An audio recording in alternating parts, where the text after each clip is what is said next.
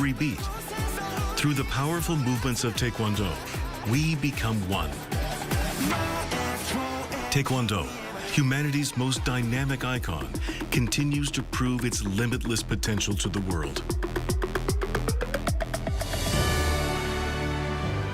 Where curious footsteps pause, the vibrant spirit of Taekwondo fills the air. Inner strength, respect for others.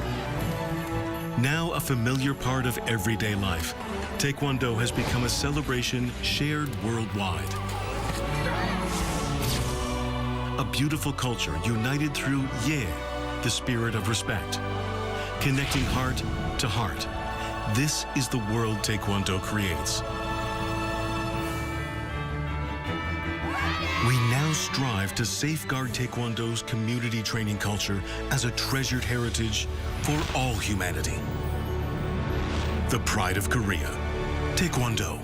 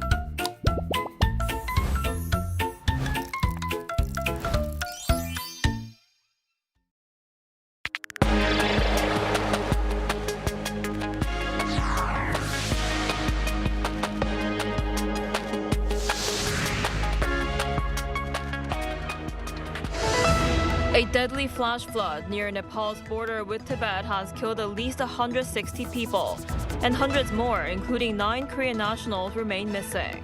The Korean government is planning to send a rapid response team to Nepal to support rescue operations. The Bank of Korea has raised its benchmark interest rate for the second straight time in a row, hiking it by a quarter percentage point to 3% in a bid to cool rising prices. The bank also revised up this year's growth estimate to 3.3% from the 2.6% projected in July. Nvidia reported second quarter net income of nearly $60 billion, more than double the figure from a year earlier. The company also forecasts revenue for August to October to climb above Wall Street estimates, signaling persistent demand for its AI chips. Hello and welcome to our noon edition of Arirang News. We begin today with the massive flash flood in Nepal. At least 160 people have been killed and hundreds more are missing, including foreign tourists, after floods tore through a Himalayan river valley between Nepal and China's Tibet region. Experts say the disaster was likely triggered by a massive avalanche from a glacier in the Himalayas. Our Kim Bo-kyung starts us off. A torrent of water swept through a village in Nepal along the Chinese border at around 9 a.m. local time on Wednesday, after a massive surge of mud and debris came rushing down the mountainside. Entire villages have been buried under mud, while buildings and at least 19 bridges have been washed away. I was at the terrace, and the flood hit the top floor as well. It only subsided after an hour or so. My wife was already buried in the mudslide while we stayed on the terrace for safety. After 4 or 5 hours, I was rescued by a helicopter. The landslides and massive flash flood on the Nepal-China border have left at least 160 dead and hundreds missing. Nepalese police say they had recovered 157 bodies during search operations, while China's state-run CCTV earlier reported that 3 people had died in Tibet near the border. Nepal's tourism ministry said 403 tourists remain missing, including 341 foreigners, and 28 police officers are also unaccounted for. China has separately reported 265 people missing. 8 South Korean nationals working for Korea Southeast Power and Busan Enerbility are also missing after losing contact near a local hydroelectric power plant construction site. Regarding the cause of the disaster, the U.S. Geological Survey initially announced a magnitude 4.4 earthquake as the likely cause of the landslides and flooding. But through further analysis, it said it was a magnitude 5.2 seismic event caused by a glacial collapse. Experts from the International Center for Integrated Mountain Development also said the disaster was likely triggered by a massive avalanche from a glacier in the Himalayas, which temporarily blocked a river, which then burst through a blockage and unleashed a torrent of water downstream. Kim Bo-kyung, Arirang News. And Seoul is stepping up efforts to find 9 Koreans missing after severe flooding in Nepal, dispatching an emergency response team to assist local search and rescue operations. Our foreign affairs correspondent Oh Soo-young reports. Korea will send a joint rapid response team to Nepal on Thursday, as 9 of its nationals remain unaccounted for following severe flooding. Foreign Minister Cho Hyun announced the deployment while chairing an emergency response meeting in Seoul Wednesday evening. The government will send a rapid response team tomorrow led by Consular Affairs Representative Im Sang-woo and comprising the Foreign Ministry, fire and police agencies to support search and rescue efforts for our nationals. The flooding struck Nepal's northern Rasuwa district on Wednesday morning local time, where employees of Korea Southeast Power and Busan Enerbility were building a hydroelectric power plant. Cho initially said 8 workers had lost contact. The Foreign Ministry later confirmed that another locally hired Busan Enerbility employee was also unaccounted for, raising the number to 9. 10 other Koreans evacuated, with more than 200 Nepalese and other foreign workers. They are awaiting rescue but have been confirmed safe alongside a Korean consular official dispatched to the area. Nepal has mobilized its army and police for the operation at Seoul's request. President Lee Jae-myung has ordered officials to use all available means to locate and rescue the missing, while supporting their families and protecting other Koreans in the affected area. Cho said he would also speak with his Nepalese counterpart on Thursday to request further cooperation. Oh Soo-young, Arirang News. The Bank of Korea has raised its key interest rate by 0.25 percentage points to 3%. The decision came at Thursday's Monetary Policy Board meeting following a quarter-point hike last month. This brings the rate above 3% for the first time in 1 year and 9 months. The central bank expects inflation to remain above target for some time, putting more weight on preemptive action amid strong economic growth. The Bank of Korea also updated its economic outlook, lifting this year's growth forecast to 3.3% from 2.6%. Its inflation outlook for this year remained unchanged at 2.7%. The U.S. Personal Consumption Expenditures Index, the Federal Reserve's preferred inflation measure, rose 3.7% on-year in July, slightly higher than the market forecast of 3.6%. Core PCE inflation, which excludes volatile food and energy prices, rose 3.3% on-year and 0.2% from the previous month, both in line with market expectations. The latest PC data shows inflation remains stubborn, and eyes are now on Fed Chair Kevin Warsh's address in Jackson Hole, Wyoming on Friday for the central bank's next steps.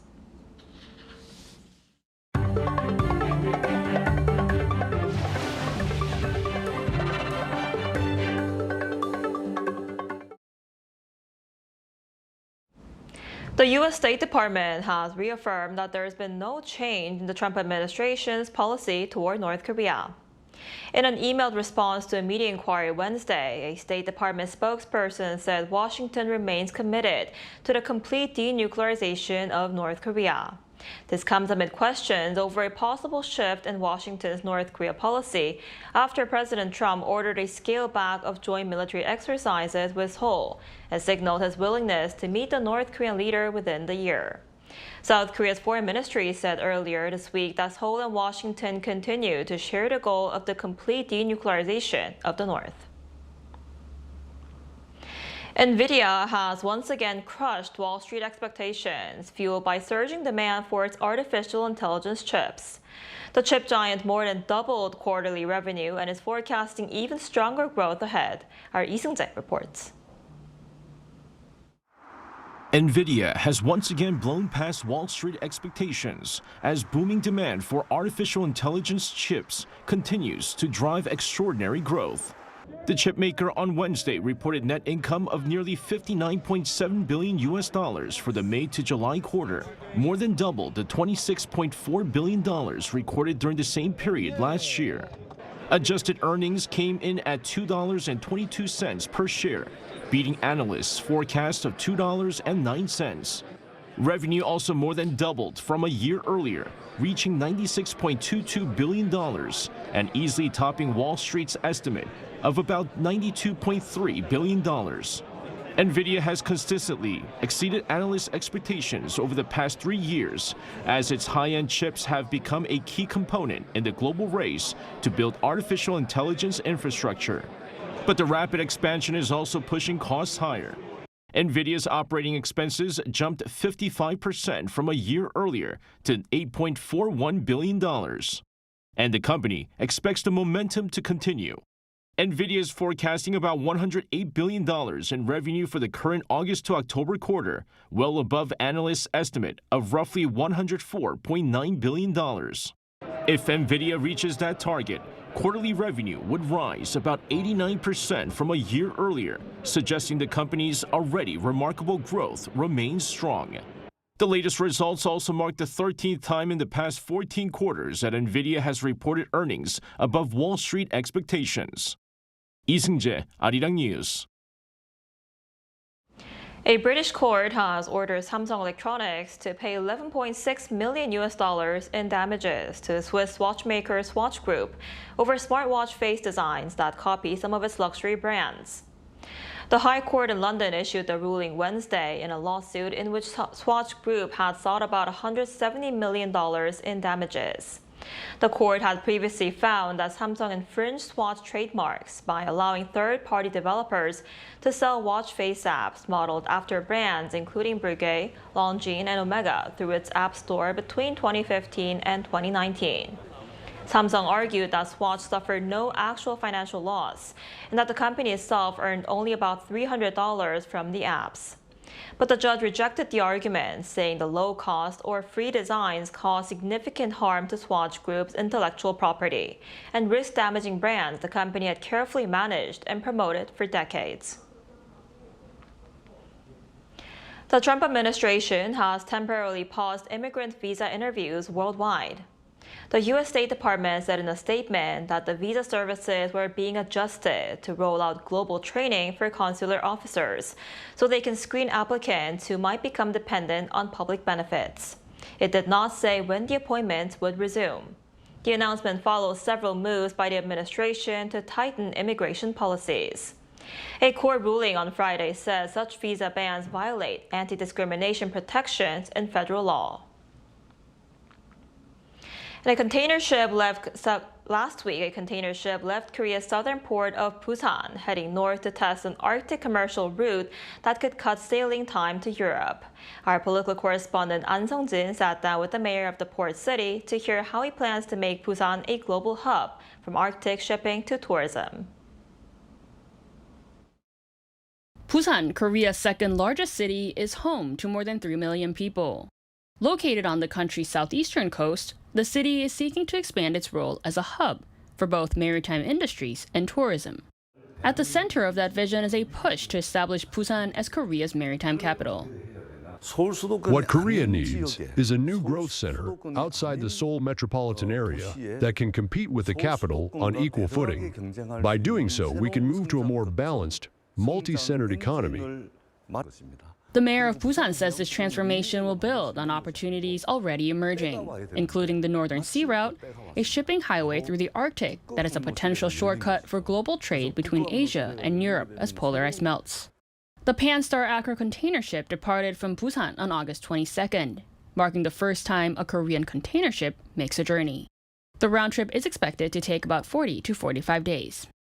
그럼 이제 말씀하신 대로 사실 이번에 그 시범운항으로 출발한 아크로호를 언급 안 할 수가 없을 것 같은데 이제 앞으로 그걸 이제 시범운항한 걸 토대로 좀 어떤 계획이라던가 구체적인 좀 준비 단계를 밟고 계신가요? Once the ship returns, we'll have a lot of valuable data from the optimal routes to water depth, ocean currents, weather conditions, and the movement of polar ice. We need to keep building that database to help us collect the expertise and technology we need, which would give Busan a real competitive advantage in Arctic shipping. The Arctic route is just one part of Busan's broader ambitions. Chun, who previously served as Minister of Oceans and Fisheries, also says the city is preparing to host the 2028 United Nations Ocean Conference with a dedicated planning team to launch next month. Beyond shipping and ports, Busan's beachside district of Haeundae has been designated as Korea's first global tourism special zone, and the city looks to build on that momentum. We look to significantly expand the tourism budget for next year to invest more heavily in tourism infrastructure, content, and experiences so tourists have even more reasons to come back. I had immediately set up a tourism task force after taking office, and our goal is to make Busan a tourism city that represents not only Korea, but the world. For Mayor Chun, the vision is clear. Make Busan a maritime capital, a global tourism destination, and ultimately one of Korea's next major growth engines. An Sung-jin, Arirang News, Busan. Urban air mobility, which involves light electric aircraft capable of vertical takeoff and landing, has been demonstrated on Jeju Island. The test flight highlighted its potential for public services, including emergency rescue missions, as well as tourism. Our Cha Yoon-kyung has more. A small aircraft soars into the sky. While taking a scenic flight along the coast of Jeju Island, it spots a person who has fallen into the sea. The aircraft drops survival equipment and returns after completing its rescue mission. Jeju Island was chosen as a demonstration site for urban air mobility due to its high levels of tourism and suitable conditions for island transport. The aircraft used in the demonstration was produced by Volocopter, a German pioneer in electric aviation. Equipped with 18 motors, the aircraft can carry 2 people, including the pilot. A key feature of UAM is that it does not require a runway, as it can take off and land vertically. The government highlights that UAM can reduce travel times by bypassing traffic congestion and lower noise and emissions through electric power. However, establishing takeoff and landing facilities, safety regulations, and communication and control systems remains essential before commercial operations can begin.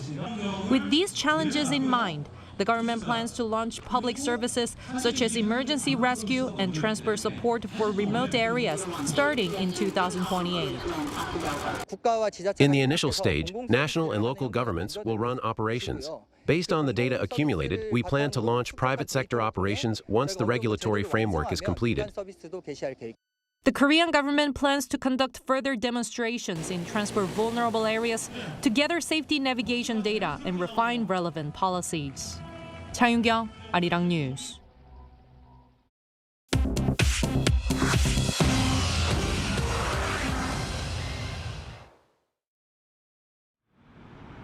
This is the world now. In the United States, tech giant Meta has agreed to a huge settlement over the way its applications affect children. It will pay up to $18 billion over the next decade. Nearly every U.S. state was part of the deal that a federal judge approved late on Wednesday. It ends a trial over claims that Meta built its apps to make children addicted to them and then play down the risks. As well as the payout, Meta will start to restrict teenagers' use of Facebook and Instagram to 2 hours a day and shut them out between midnight and 6 in the morning unless they have parental permission. Meta still denies any wrongdoing. In Germany, 2 workers at Frankfurt Airport have died of malaria. Health officials believe they were infected by a mosquito that flew in on a plane. 6 employees in total caught malaria, and the 4 survivors are still in hospital. Germany's Disease Control Institute says an Anopheles mosquito almost certainly arrived on an aircraft. Malaria is rare in the country, and the last outbreak traced to an airport was in 2023.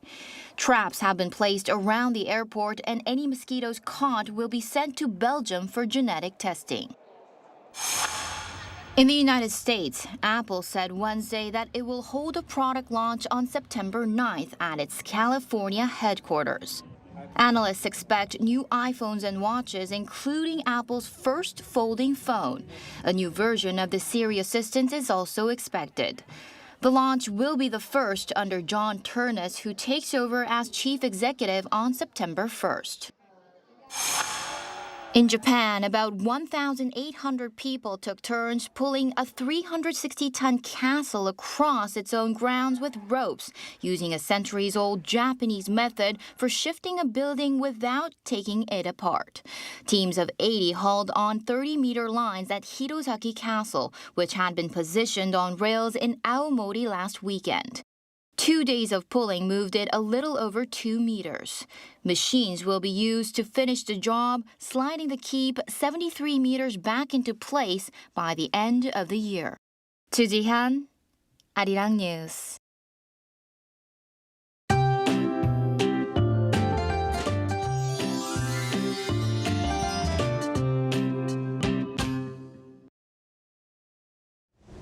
It may be the final days of August, but we're still dealing with plenty of summer heat.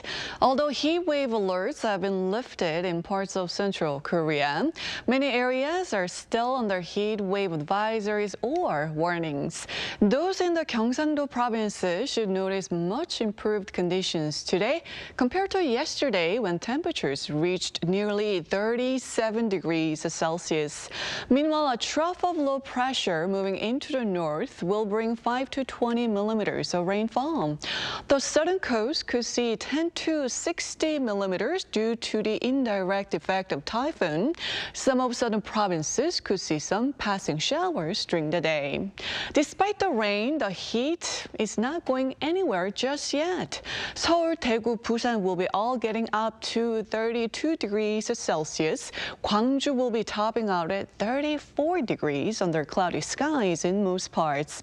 The good news is that once the rain moves through by the weekend, both the daytime heat and those tropical nights should finally ease.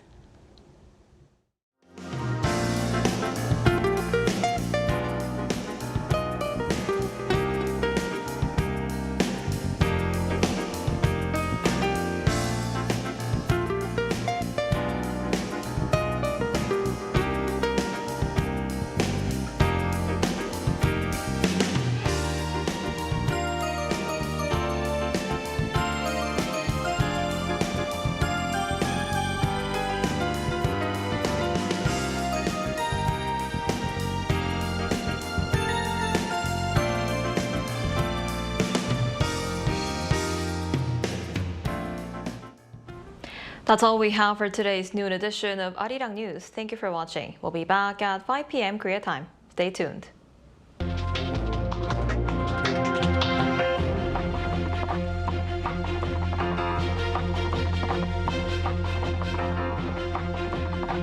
라면 먹고 싶어. 나 라면 먹고 싶어요.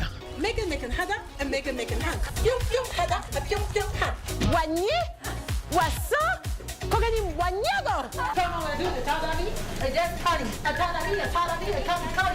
몸에 좋은 약초. 라면이에요? I'm eating this right now. Let's go. 할머니! 아카니, 시고, 아카니,